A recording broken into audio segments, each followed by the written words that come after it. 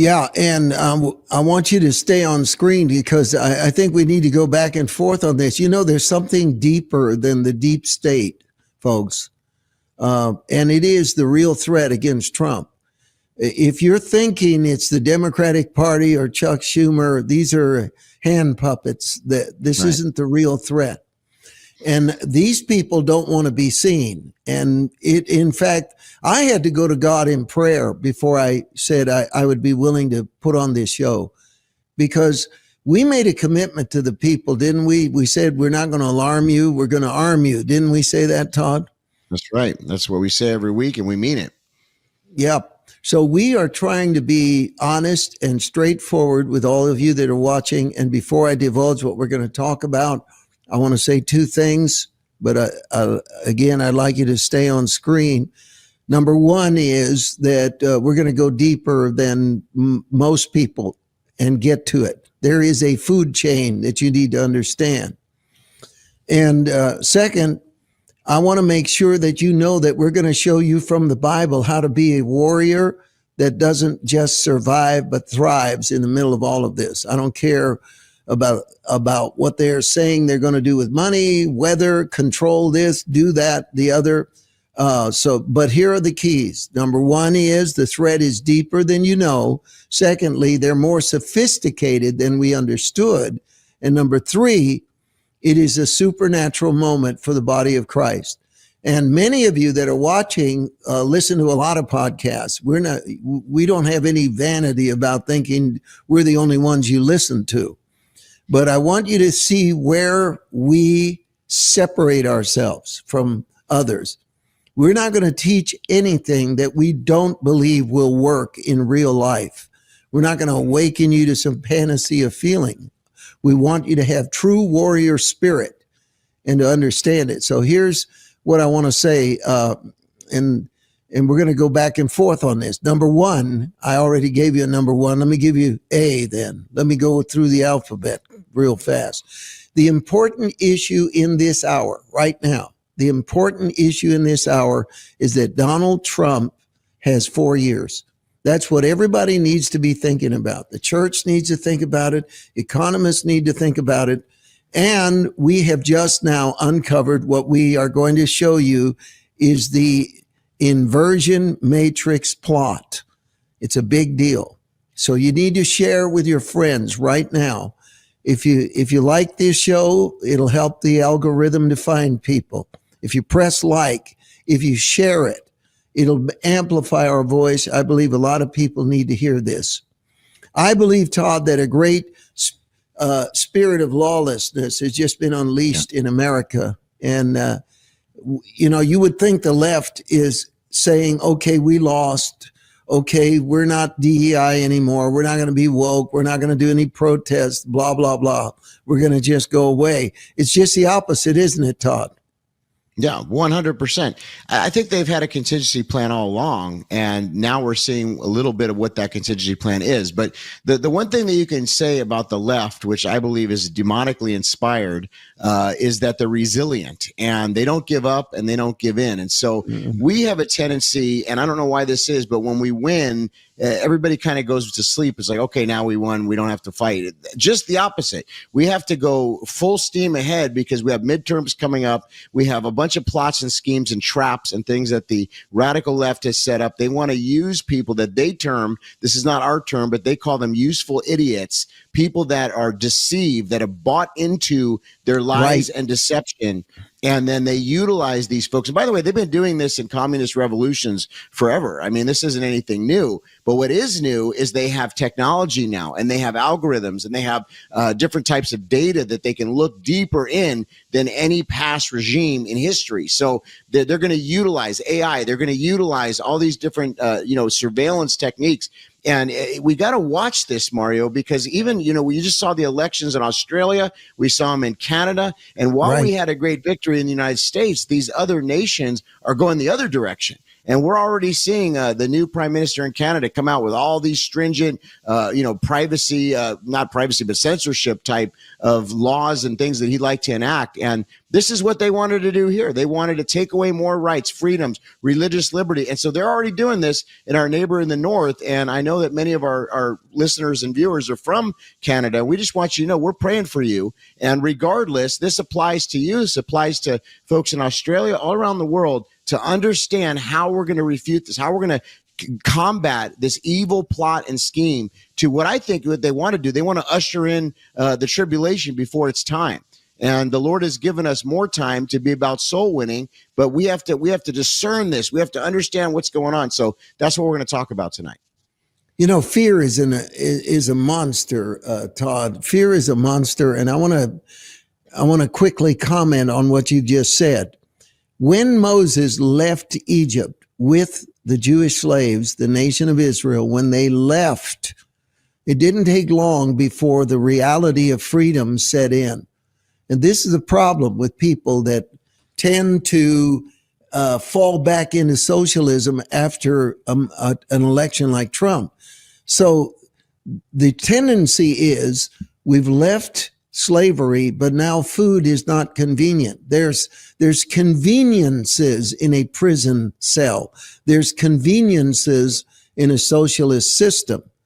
And even though it's oppressive, even though we remember what's going on with our children, even though we know that it was horrible beyond words under Kamala Harris's vice presidency and Biden's presidency, people get lonesome for the convenient.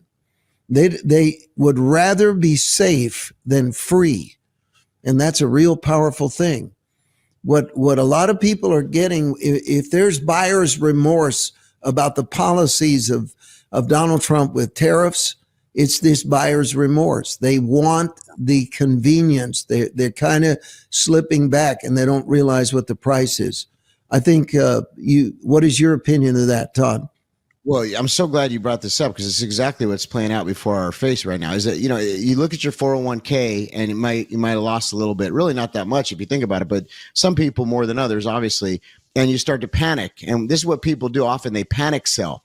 So right. They see the stock market going down, then they hear some of these people like Kramer and different voices out there. It's going to crash. We're going to go into a recession. And then it gets worse and worse. I think the media has actually induced this because the way that they're reporting is so negative. And during the Biden era, they weren't reporting that way. So instantly, anybody that's still in that matrix, speaking of matrix, the matrix is that, if you believe what these talking heads are saying, that you might be one of these people that starts to panic sell or starts to not, live the way that you were living. All of a sudden, everything changes when really there hasn't been any change to our economy that's really notable in that aspect yet because it's too short term. Now, what President Trump is trying to do is he's trying to level set the trade imbalances. He's trying to bring back jobs in manufacturing. He's trying to make the U.S. energy independent, all positive, get foreign investment, get big corporations to bring their factories home. And all these things are necessary for us to see long-term, a real fix in the economy. So he's really being the adult in the room and saying, look, we're going to stop printing, and using the Fed and just really just flooding the economy with printed money. We're actually going to fix the fundamentals. This is what most presidents and politicians haven't wanted to do this. And the reason why they didn't want to do it is because they didn't want to go through what President Trump's having to go through. So he's actually the adult in the room that's trying to fix the real problems with real solutions, but those things aren't done overnight. And so I think, my opinion on this, Mario, is that in the probably next year, we're going to start to see some of these really affecting the economy in a positive way and these, this investment in infrastructure, all these different things, but probably not in the short term. And this is where we have to have the tenacity and the stick-to-itiveness. And unfortunately, there are too many people on our side that are listening to these talking heads, listening to the mainstream corporate media. And that's where they're starting to panic right now. There is a nostalgia about Kamala Harris. And I find it shocking that she's like in the number one position for running for governor in California. She's the most popular choice for governor in California. And that tells you a lot. There's a kind of a self-loathing kind of thing that I feel about it. So it even happened in the press room at the White House. when they were all gathered in the room, somebody asked the question about, what did you think about Kamala Harris's speech? She just gave a speech a few days ago. And Stephen Miller, this guy, amazing clarity. He's going to remind us of the bullet that we dodged. So let's run that video right now. Well, I think it was a great reminder to the American people of just how blessed we all are that the leader sitting in the Oval Office today is President Donald Trump and not President Kamala Harris. It was a helpful reminder of just what a travesty and a tragedy that would have been. It would have been the end of America. And it gives me a chance to bring this whole thing home. If we continued on this road of radical regulation, choking off American energy, sending our supply chains to foreign countries, taxing our economy to death, pushing this cancerous woke ideology on our children, ending merit, ending scientific innovation, ending public safety, allowing, everyone goes to the stores these days, everything's locked up, criminals roam free, law-abiding citizens under the previous administration were punished while gangbangers were given red carpet treatment. Democrats, of course, are still giving gangbangers red carpet treatment. And then the border invasion. If those policies had continued, it would have been the end of the American Republic. And the only thing Americans want to hear from Kamala Harris is an apology for joining Joe Biden, and remember, she was the border czar, joining Joe Biden in aiding and abetting the invasion of our country.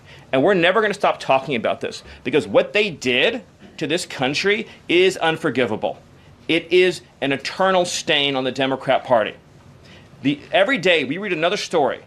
Every day we arrest another alien they let into this country who raped a child, who beat a woman within an inch of her life, who murdered a mom, who murdered a dad, who trafficked drugs into this country, who trafficked fentanyl into this country, who are responsible for dead and slaughtered Americans. And I don't know what's broken in the Washington press corps, that none of that moves them emotionally.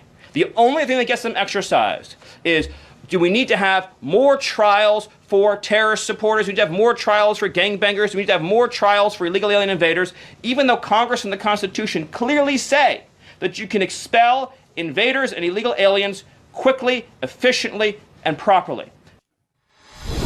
Whew. So Molly Hemingway said this: how can you take anyone seriously on due process that also supported an open border? You see, folks, what we didn't have is due process for the American citizens. That's we didn't have the rights of the police to protect us.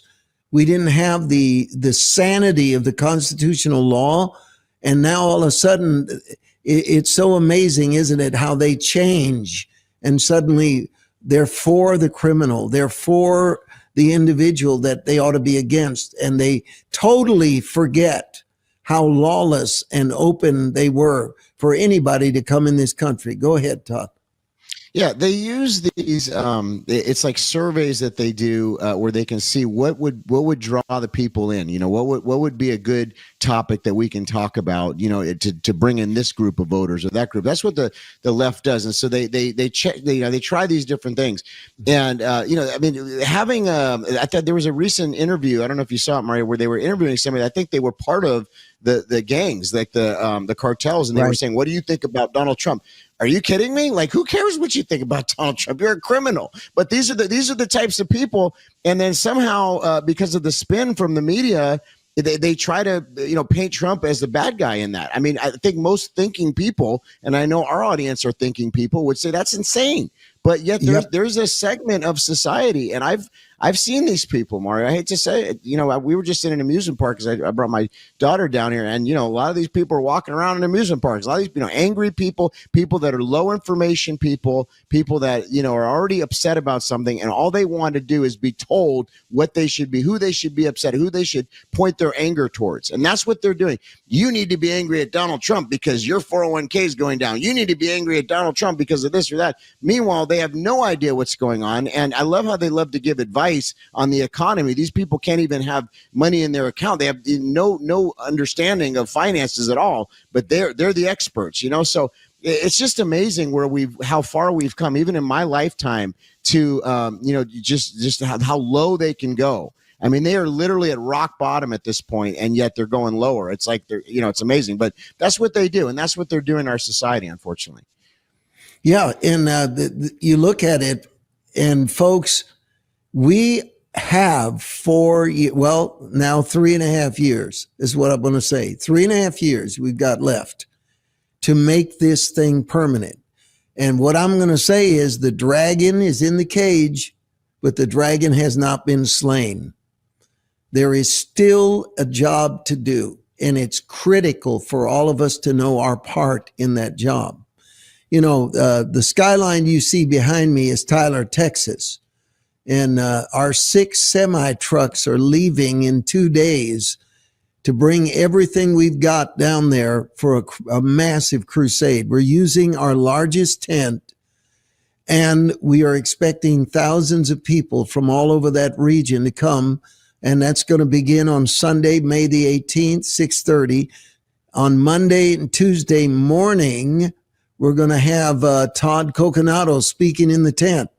I'm very excited about the miracles we know are going to happen in the healings. But I've been in prayer, obviously getting ready for that crusade, because I believe thousands are going to be born again.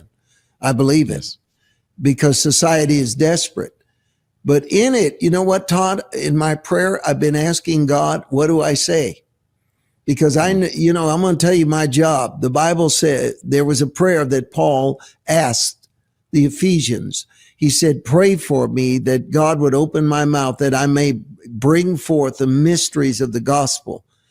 Preaching the gospel today is everything to me, folks. It's everything. And for all of you that are watching, I'm going to tell you that I believe that we are at a moment where there is a complacency that's trying to grip the American conservative and the American church that don't understand that we have not yet won. We've tamed the dragon. We haven't defeated the dragon. And I'm not saying that as a fearful statement. I'm saying it to provoke you to good works and to understand the duty that's in front of us. Now, you would think, would you, Todd, that the left would feel stung? The left would say, oh, you know what? Our rhetoric isn't working. Instead, they've dug in, haven't they? They've dug their heels in, and they're getting even more farther left. And I'm shocked by the results of the Australian election and also by the Canadian election. And a lot of people believe those elections were stolen. I'm not going to comment because I don't know enough about it. But I do know that a lot of people are totally in denial that are on the left. They're in denial. They still think America wants socialism. They think that they need to have rallies and say, we're going to push further to the left. So they really haven't gotten the message at all. And I think it's going to cost them future elections. What do you say? Well, I think it will. I mean, you look at Ocasio-Cortez and some of these others that are going around doing these rallies right now, and it's scary to think that she could be the head, Bernie Sanders, the head of the party. But really all it would take for them, Mario, though, is for the Christians, more Christians, because there's already a lot of Christians that already sit out, but for more Christians to sit out, or for more people that, I was reading a blog, and this kind of was interesting, but, different segments of the vote. So we had a real strong support with African-American males in the last election. And the Democrat, the far left have been going after that segment and targeting them with specific ads and messaging, and trying to make it look like President Trump is against those, which he's not, of course, but, that segment of our society. And so that's what they do, is they hone in on different groups, and they say, if we could just get this group back, or if we could just get this group to sit out, if they can disenfranchise Christian voters or make us feel unheard, or, focus on the negative things that maybe President Trump, everything that President Trump does isn't perfect. Once in a while, he'll do something that maybe Christians won't agree with so much, but we know that in the big scheme, it's a million times better than any Kamala Harris administration or any leftist would have been.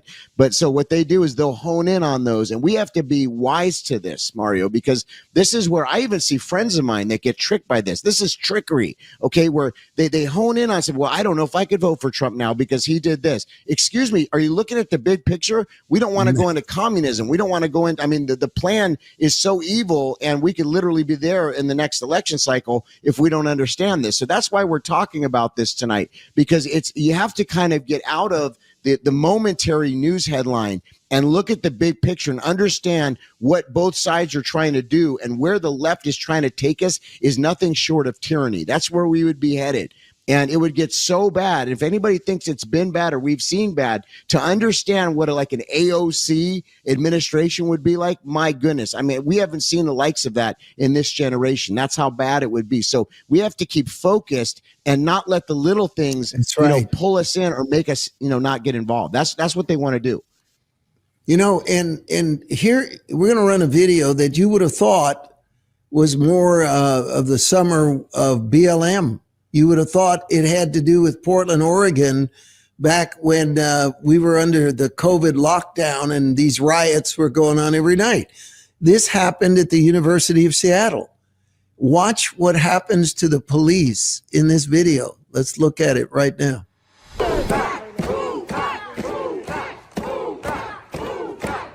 So this is University of Seattle. Right. And these Antifa people in masks are pushing back the police now. And they're protesting against Israel. Yep. That's what this was. Yep. And the police are like rent-a-cops. That's what I'm saying. Where's the show of force? There's like only a few officers there.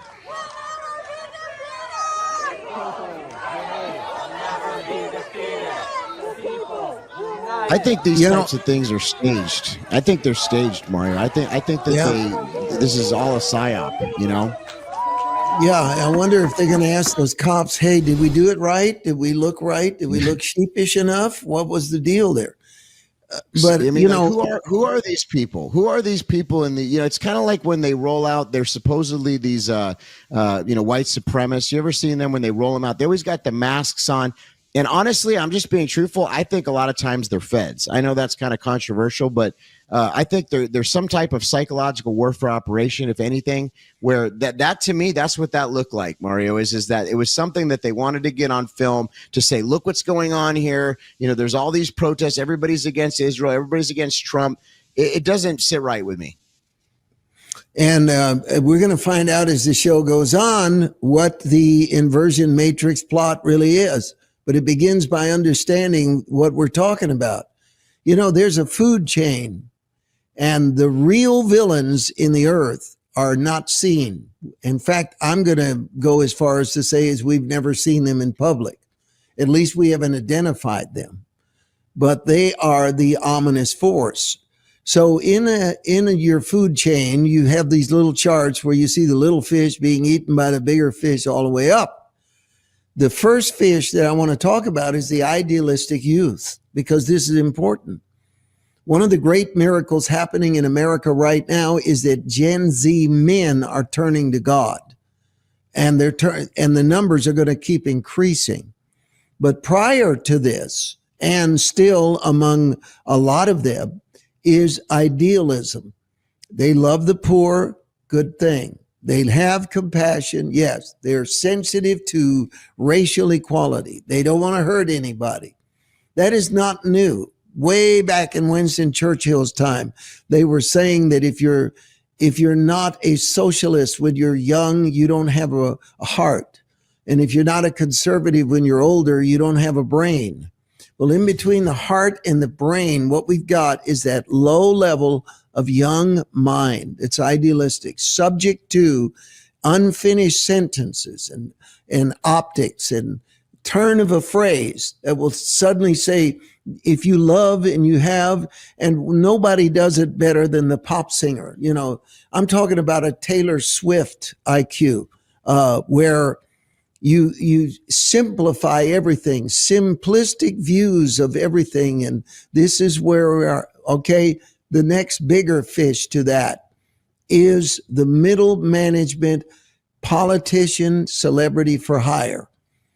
Why does somebody like Elizabeth Warren go into office worth a few $100,000 and now she's worth tens of millions of dollars? How did that happen? since her salary in the Congress is hardly going to explain it.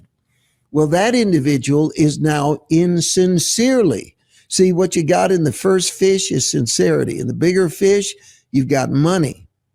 But way at the top, the ones that are running the dials on this plot that we're uncovering tonight are not seen. And they can literally finance a war. They can fund forever their plots and their plans. And I'm not even talking about George Soros. I'm talking about something else. And I think we see it, that there is this global strategy. I mean, I want you to comment on this, Todd. Just when we thought the problem was the politicians, all of a sudden, lawfare. Remember all the lawsuits against Donald Trump? And That's when right. that didn't work, all of a sudden he's in office. It's the judges. They came out of the woods. So the tentacles of this global force that is trying to subdue identity, individuality, and freedom and everything else, it is incredible where it all is. And that's why I'm trying to tell people, don't panic. I'm not trying to do that. But you got to realize how many tentacles this monster actually has is incredible. Go ahead. That's right. The strategy is to wear down the believer. And to wear down the believer means to overwhelm the believer. That's what the enemy is trying to do. And I'm telling you, everywhere we go, people tell me, I feel overwhelmed. I don't know what to do. I know a lot of you are feeling like that are watching this broadcast. And what the Lord is speaking to us right now is don't feel overwhelmed. Understand this is a spiritual battle. And we have to know what tools we can use according to the Word of God. And that's what we talk about on this show, is not just to report this stuff, but we want to tell you how you can fight back, how you can win. And this whole thing, I mean, Mario, you just nailed it. I'm so thankful for the way that you just articulated, because there's so many different tentacles. That's what Donald Trump dealt with in his first term as president. He didn't realize how deep the deep state went. And in his second term, he's really trying to bulldoze as fast as he can through that. That's why he's issuing so many executive orders. He's putting really strong people in these positions like Kash Patel and others, is to try to, get rid of some of this deep state. I mean, there's so much. But, think about it. For years, George Soros, a friend of mine that's very active, says all politics are local. And what he means by that is that Soros understands that if you can infiltrate local politics in states like Tennessee, I mean, we look at it right in our community, it's about as red as it can be as far as the voters, the people, the folks. But meanwhile, there's corruption happening in our city. There's corruption happening at the local level. There's Soros plants all throughout our city. And so this is why we have to be active and not just sit back. I know a lot of people say, don't get involved in politics. Don't get involved. Are you kidding me? It came to us. Like you say, Mario, it's come to us in our schools. It's come to us in our kids' curriculums. It's come to us at our churches. And so, we can't be overwhelmed, and we've got to get a strategy from heaven and understand this is where discernment comes in. This is where knowing the scripture comes in, and knowing we're not crazy. By the way, Firepower audience, you're not crazy for thinking some of these things that you're saying. Thank you for talking about this, child sex trafficking, all these things that are going on. We don't even have the time on a 1-hour show each week to go through the litany of things that they're trying to do. I mean, just look what happened with the border and all those kids that were probably trafficked as a result of that. We can't even cover half this stuff, but we know it's happening, and we've got to push back. And so I think this is really to get us encouraged as a body and say, you know what, you're not crazy. Don't be overwhelmed. Get in the presence of God, get a strategy from heaven, and then do what the Lord's telling you to do. And if we all do that, we're going to make a difference, and we're going to be able to hold the line. But right now, there's a lot on the line right now, Mario. There was a moment in the Thessalonian church where they were asking the questions we're asking. And Paul addressed the feeling that conspiracies were everywhere and that the world was chaotic and the church needed to understand what was going on. So I want to read 2 Thessalonians chapter 2, starting at verse 5. Do you not remember when I was still with you, I told you these things? And now you know what is restraining, that he may be revealed in his own time. For the mystery of lawlessness is already at work, and only he who now restrains will do so until he is taken out of the way.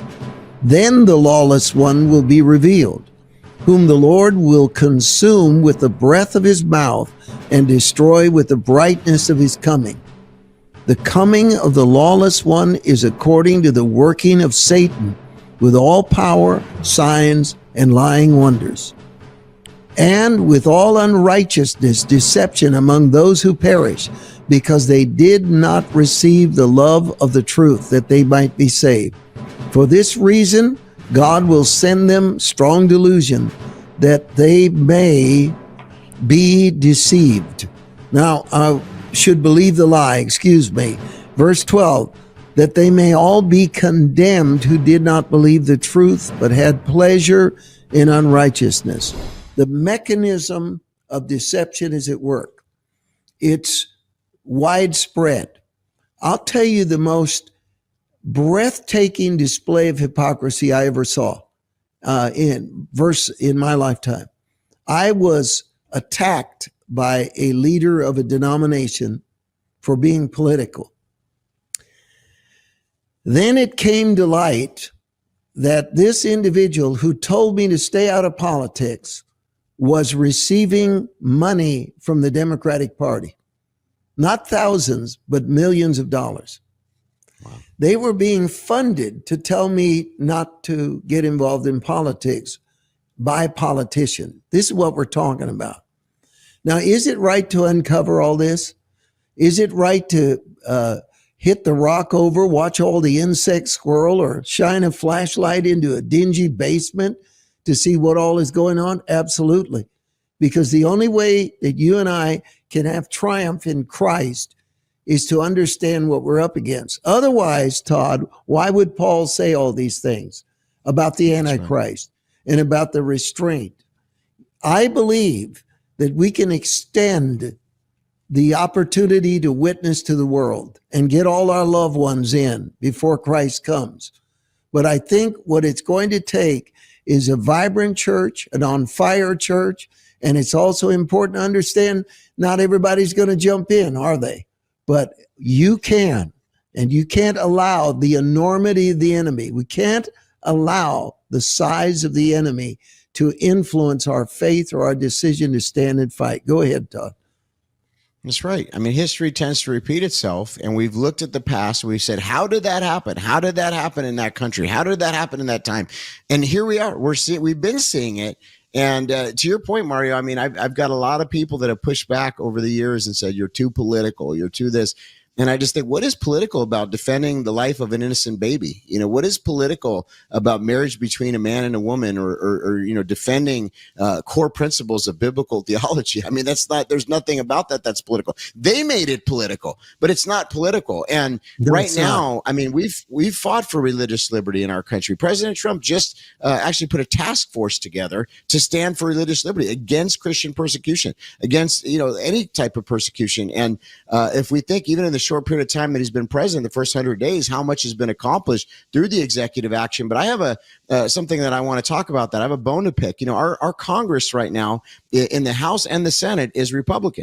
And there's very, I don't think any, unless you know something I don't, Mario, of the things that President Trump has put into action with his executive orders, I don't think any of it's been codified yet. So even with the Republican Congress, they're not making these things permanent. And the problem with that is if you get another president in, they can undo everything that President Trump's just done. So it's a false sense of security. Yeah. Yeah. You know, there's nothing wrong with getting mad, folks. Nothing wrong, as long as it ends up being righteous indignation.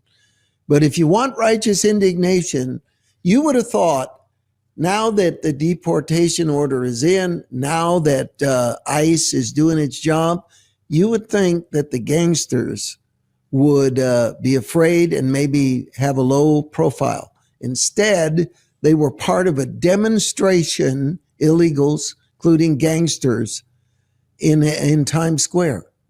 They were rioting in Times Square. Let's watch this right now. The two officers jump in to try to stop a couple of teen suspects from carrying out an apparent assault. But soon a gang jumps in to try to stop the officers from making the arrests. Video shows the officers being shoved, objects being thrown at them. And then the group flees. Several of the teen suspects in custody, one as young as 12, one flashing gang symbols. The suspects believed to be associated with the notorious TDA gang. Go ahead. Yeah, I think the TDA, I think that's the Tren de Agua, as far as I know. But, you know, what's so crazy about this, I have friends, I know you do too, Mario, that are in law enforcement. I have friends that have been NYPD. They tell me what's going on the ground there. And they say that these officers, if they can retire, they want to retire. They said, forget it, I'm not getting paid enough.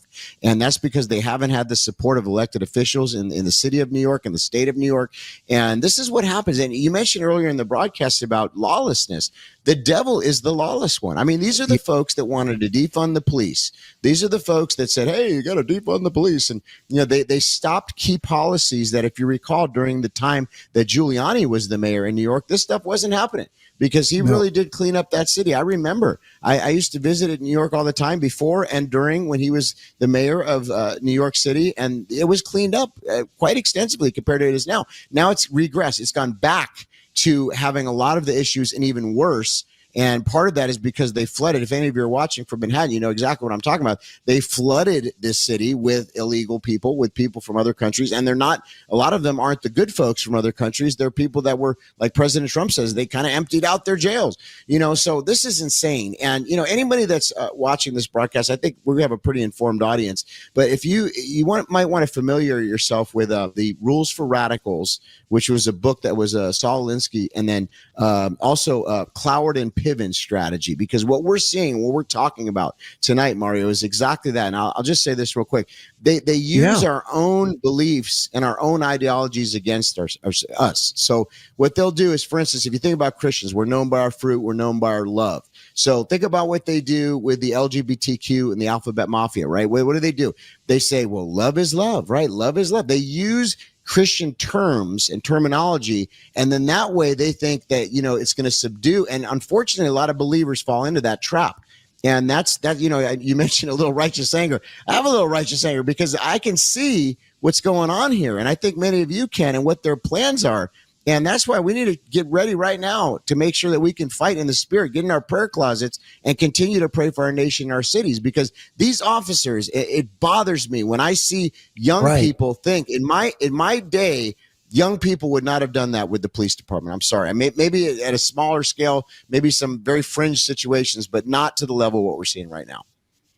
Yeah, and it's brazen now. We have come to that moment, Todd, where we're going to divulge the inversion matrix plot. What is it?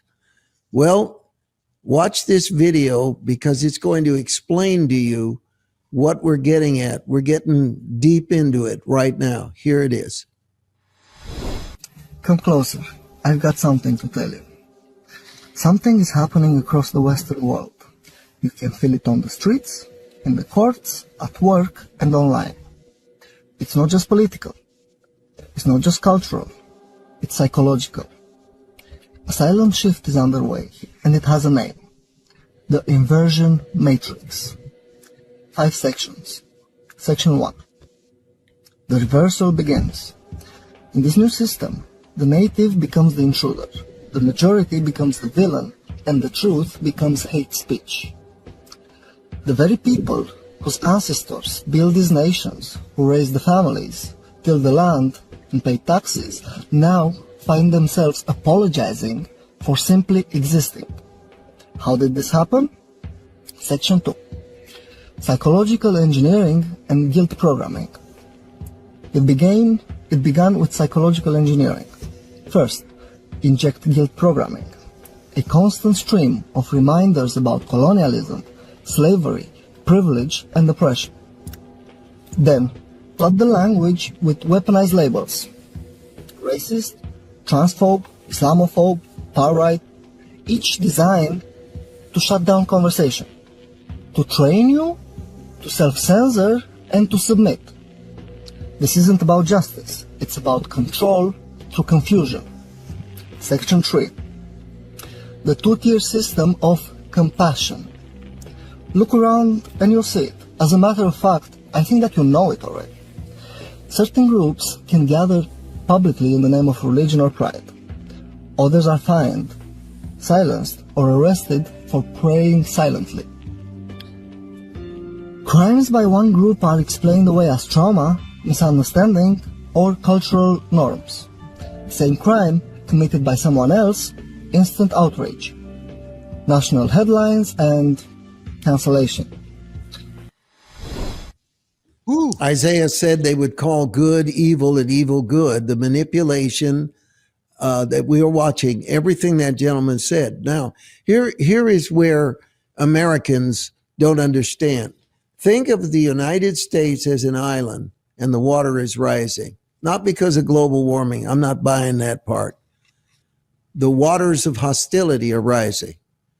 You know, we look at China. We say China is a threat, right? We say North Korea is a threat. We say Russia is a threat.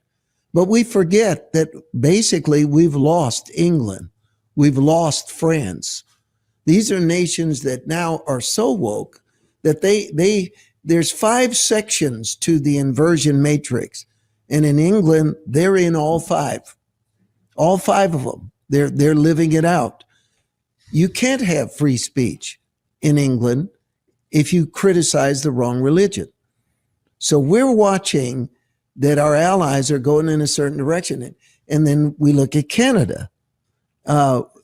Jordan Peterson, who came out of Canada because as a professor, he rose to fame because he refused to use the pronouns that the academic community said he needed to use for the trans people. Well, he knew intellectually how false and bogus that was. All right. Canada is almost gone. Australia is heading left. Mexico is largely being controlled by drug cartels. So you see, the idea that Donald Trump can do all this by himself is the fallacy of the century. Every believer has got to wake up and realize, yeah, we've had victory. Yeah, we're watching Pam Bondi. We're watching all of the staff, what I call the Avengers, because that's the quality that I see in the cabinet that Trump has put together. All of that is going to be meaningless in 3.5 years. And the other threat is going on ignored. What do we do about it? Well, what we do about it is first you realize what's going on. Next, you realize God put you on this planet at this time, in this moment, like Esther, for a purpose. Mordecai said, for such a time as this, you've come into this situation. For our part, I met with our staff. I told our people, and I've told all the pastors that are working with us, we have got to double the impact of our tent crusades. We have got to pull out all the stops. I just recently had a personal miracle in the city of Santa Barbara, California. I can't talk about it yet. But in that city, when I was in that city in a living room, God transformed my perspective on our crusades. They have got to now go into the major cities. We have to invade Chicago, Seattle, New York City, St. Louis, Miami, San Francisco. We have to believe that greater is he who is in us than he that is in the world. Instead of us fearing and going backwards, we've got to be strong and believe in the name of Jesus. Go ahead, Todd. That's right. And when one of your tent crusades comes into a city, what happens is it empowers folks. So everybody that comes there gets encouraged, catches the fire of God, and they gets empowered to go out. We've heard testimony after testimony of folks that say, you know, after what happened in North Carolina, you know, I felt the Lord led me to do this or do that. And then all of a sudden it was like some major strategy from the Lord. So this is a game plan. This is a strategy. Similar, Mario, you know, at our church, I mean, we feel like, you know what, in Nashville, there's a church church on almost every corner. There's about as many churches as there are coffee shops. If we're not impacting our local community, if we're not impacting local governments, if we're not impacting local school board, what are we doing? So we actually have a government liaison team that's amazing and led by a very articulate, very smart woman, and her team is very smart. And they're now meeting with the mayors, they're meeting with the police, they're meeting with all the different folks, and they're making a difference. And, you know, I talked to President Trump's faith team about this, and they said, why can't we do this in every city? I said, I don't know. Why can't we? We can. And listen, none of this is to brag, but what Mario and I are trying to say is we have sought the Lord because we have a heart for you. We have a heart for this country. We have a heart for the children. We have a heart for the next generation, and we just can't sit idle. And I just, you know, I put something up on social media today, Mario, and, you know, it's just simple, but, you know, we talk about the devil owns the fence. You know, you can't be on the fence at this point. You have to choose a side, you know, and when you choose righteousness, then you're going to get flack, you're going to get warfare. But you know what? What's the cost of not? What's the cost of not? Not only is it our eternity, but it's losing what we have. And to your point earlier, I think God has given us this. It's an extension of time. I mean, we were in the 2-minute warning before. Now we're in overtime. We're in overtime right now. I mean, look at everything prophetically that's happening. But there is a remnant that's rising. There is folks that are rising up under the anointing of God in this hour to impact. Look at these young people that are catching the fire. I mean, our show a few weeks ago, you know, kind of showing some of the things that were happening on the campuses. And, you know, people keep talking to me about it. They were encouraged about that. That is happening. And so we're going to be a part of that. And your tent crusade going to Tyler, I would encourage anybody that's anywhere near Texas. I know Texas is a big state, but even, you know, come in for it. It's a big tent. Mario's bringing the big guns out. Come out, be a part of it. It's going to be game changing. Amen. The second part of this, this inversion matrix plot, let's watch this right now. Section 4. Institutional capture. Every major institution in the Western world has been taken over by the same ideological virus. Schools no longer teach pride in culture, but shame in history. Police now investigate felonies, feelings, not felonies. Media filters truth through an ideological lens, where facts are problematic and narratives are sacred.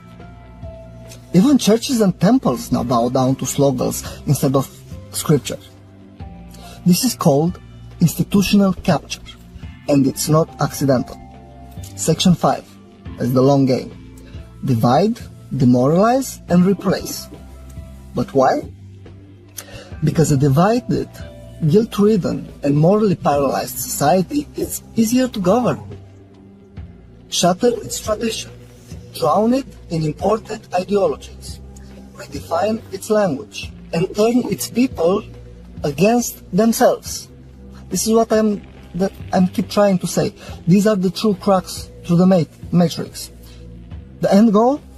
Not justice, not harmony, but the population too confused to resist and too fragmented to unite. But let's be clear. This isn't a war between races, or religions, or genders. It's a war between truth and programming. Between those who remember who they are and those who've been rethought to forget. You don't need to hate anyone, but you do need to see. Because the longer we stay silent, the more the inversion matrix tightens. I really feel that I need to read this verse, Daniel 11:32. Those who do wickedly against the covenant, he shall corrupt with flattery. You know what another name for that is? That's the blue pill. That's what that is. Corrupted with flattery. Oh, we'll pay your bills. Oh, we'll take care of your kids. Oh, we'll do this for you all. But the people who know their God shall be strong and carry out great exploits. I think that sometimes we don't realize that it is good to understand that the moment is urgent because it brings out excellence in us. Sometimes we need to feel not threatened ourselves. I don't want you to feel threatened. I want you to rather see your loved one, your children. They're threatened. And when you feel threatened, you're going to have a certain reaction. But when someone you love is threatened, you have a totally different reaction. That's the one we're after on this show. Not to alarm you, but to arm you, and maybe to absolutely spark in you the courage and the greatness to do exploits for God you never thought imaginable. One thing that I think is very important to come out with and to state without fear is this: whatever great thing you're going to do for God, you better get started now. It's day one. Quit talking about vision. Quit talking about the day when, I'm going to do this, I'm going to do that. No more of that. Now is the time. And I'm going to tell you the two things. Did you notice this, Todd? He said that the way that they'll get control over us is people will be too tired to resist and too fragmented to unify. I really have to preach against right now these overnight heresy hunters that are everywhere. I've been watching these. There's these people online right now. Perry Stone calls them cannibals. That's what he calls them. And he said, they go online and they nitpick. Here's the latest scandal. Here's the latest nuance. Let me play you a clip of this preacher and I'll show you the heresy they've done. And you know what? You're a heretic when you do that, because the fact of the matter is you have found a way to get promoted, not by God, but by controversy. And the power of that is going to divide us. The others that are fatigued and tired are because they're not being fed enough strong word in their churches. They're not getting a diet that is nutritious. Here's what it should be. We're in an hour where you need to be on fire for God. You need to get in the Word of God. You need to understand that those that are out there can be seduced, but you're different. You're the one that's going to know God and do great exploits. That's the important thing. Go ahead, Todd.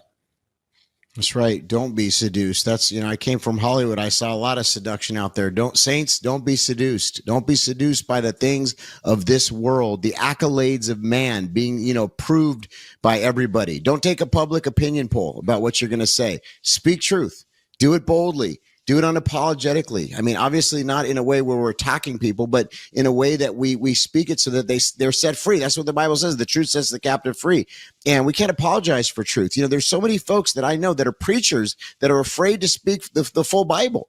Don't be afraid to speak the Bible. Speak the Bible. Speak it unapologetically. I mean, this is what's going to set our nation free. And you know what? People know. They know inherently anyways. When I was in the world and I bought the lie of the enemy, and my mom would write a prophetic word, something slid it under my door, or put it, when I moved out somewhere, she got it to me, and I would read it, and I didn't want to read it. But you know what? I read it, and I knew that she was speaking truth, and I knew that she cared about me. And that's what we have to understand is even somebody that's deeply entrenched in a lifestyle of sin, when you speak truth to them, right, they know inside there is a conviction on them. And that's why a lot of times people try to shut us down and silence us, is because they're convicted. And a lot of times people try to argue with the demon. Don't argue with the demon. Just speak the truth and then go into war in the spirit. And we got to get in our prayer closets again. It's so important. Preachers, you got to be praying. We all got to be praying. We got to be praying for one another. You mentioned a good point a few moments ago, Mario. I mean, what war are we engaging in right now? Are we filling the church up, or are we emptying the church? We got to think about that, right? And what is the actual battle at hand right now? We've got plenty of things to deal with, and friendly fire ain't going to be good. It's not really friendly. So, just be wise. Be wise about how you act and what you do, and be spirit led. And that comes from our prayer life. And we need to be better at it. So we need to be better at being in the Word. We need to be better at our prayer life, and we need to be better at combating this evil. And I think God has given us this extra time for this season. Like you said, Mario, for such a time as this. This is it. This is your day one. I think that's a quotable. This is your day one. This is the first day of the rest of your life. What are you going to do now? Yep. And we got 2 minutes left. Well, a little under 3 minutes.